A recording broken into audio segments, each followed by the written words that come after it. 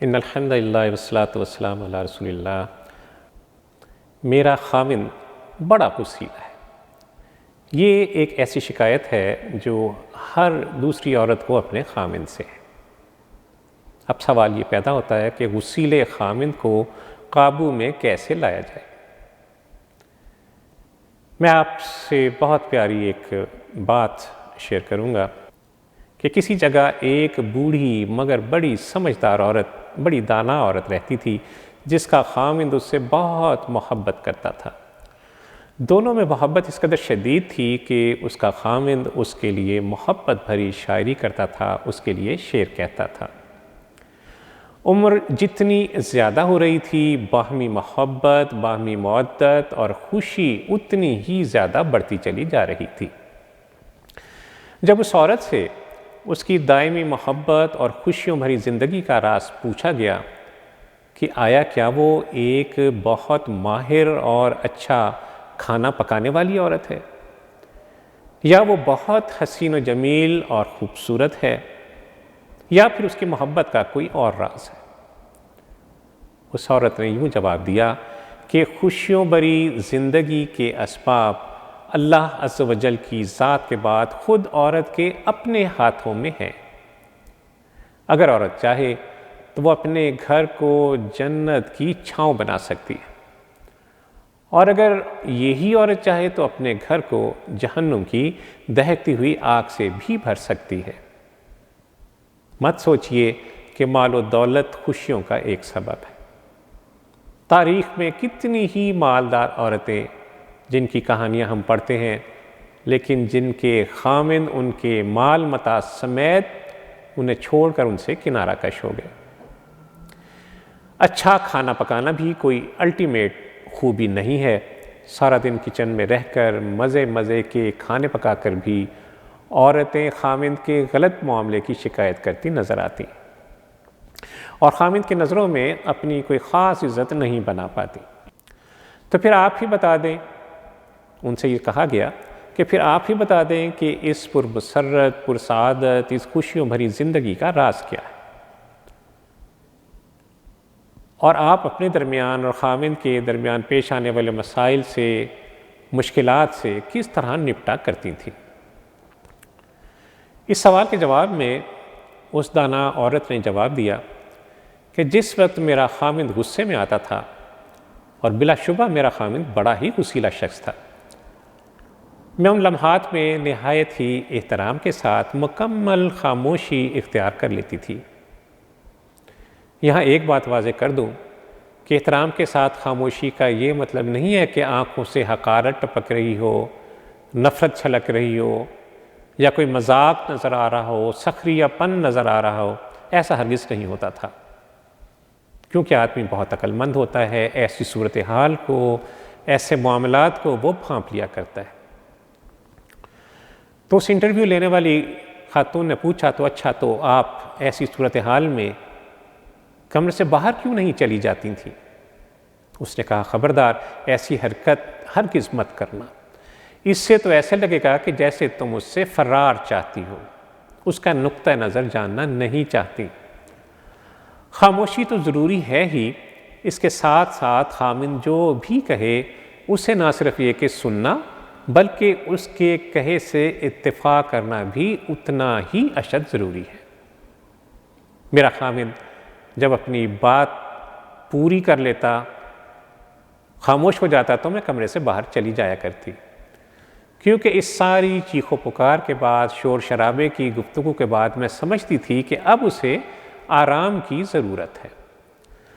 کمرے سے باہر نکل کر میں اب روزمرہ جو گھر کے مشاغل تھے، کام کاج تھے، ان میں مشغول ہو جایا کرتی تھی، بچوں کے کام کرتی، کھانا پکانے، کپڑے دھونے میں وقت گزارتی، اور اپنے دماغ کو اس جنگ سے دور بھگانے کی کوشش کرتی جو میرے خاوند نے میرے ساتھ کی تھی۔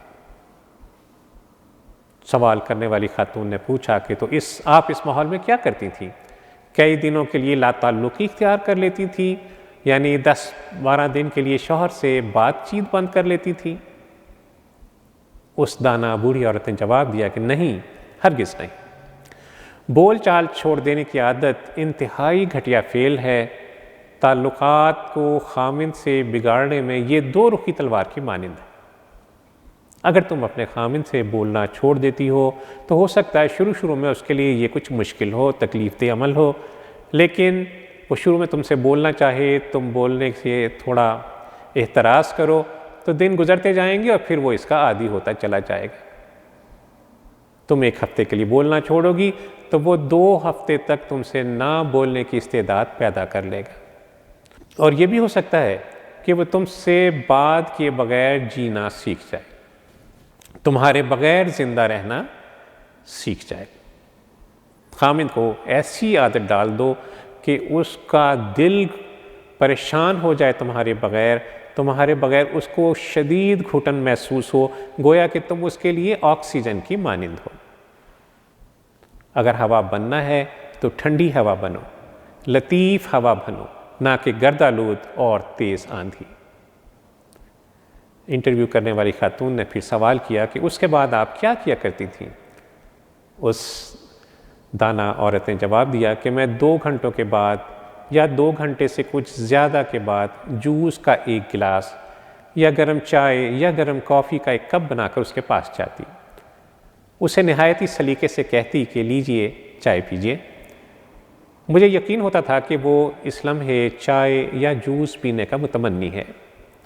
میرا یہ عمل اپنے خامند کے ساتھ گفتگو اس طرح ہوتی تھی کہ گویا ہمارے درمیان کوئی غصے کی، کوئی لڑائی جھگڑے کی بات ہوئی ہی نہیں، جبکہ میرا خامند اب بار بار مجھ سے اصرار کر کے یہ پوچھتا تھا کہ کیا میں اس سے ناراض تو نہیں ہوں، جبکہ میرا ہر مرتبہ اس کو یہی جواب ہوتا تھا کہ نہیں، میں تو آپ سے ہرگز بھی ناراض نہیں ہوں۔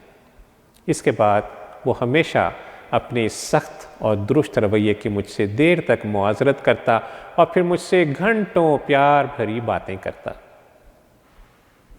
انٹرویو کرنے والی خاتون نے اس سے سوال کیا تو کیا آپ اس کی ان پیار بھری باتوں پر یقین کر لیتی تھی؟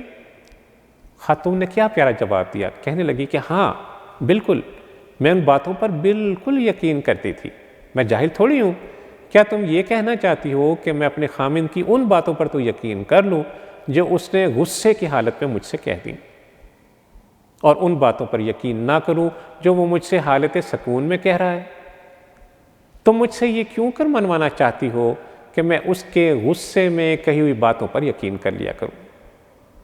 اس پر اس انٹرویو کرنے والی خاتون نے کہا تو پھر آپ کی عزت نفس کہاں چلی گئی؟ خاتون نے بڑا خوبصورت جواب دیا، بولی کہ کاہے کی عزت اور کاہے کی عزت کا نفس؟ کیا عزت اسی کا نام ہے کہ تم غصے میں آئے ہوئے ایک شخص کی تلخ و ترش باتوں پر تو یقین کر کے اسے اپنی عزت نفس کا مسئلہ بنا لو، مگر اس کی ان باتوں کو کوئی اہمیت نہ دو جو وہ تمہیں پیار بھرے اور پرسکون ماحول میں کہہ رہا ہے؟ میں فوراً ہی ان غصے میں دی گئی گالیوں کو، تلخ و ترش باتوں کو بھلا کر ان کی محبت بھری اور مفید باتوں کو غور سے سنا کرتی تھی۔ جی ہاں خواتین و حضرات، خوشگوار اور محبت بھری زندگی کا راز عورت کی عقل کے اندر موجود تو ہے، مگر یہ راز اس کی زبان سے بندھا ہے۔ جس انسان کو اپنی زبان پر کنٹرول کرنا آ گیا، سمجھ لیجئے کہ اس نے سکھی زندگی کا راز پا لیا۔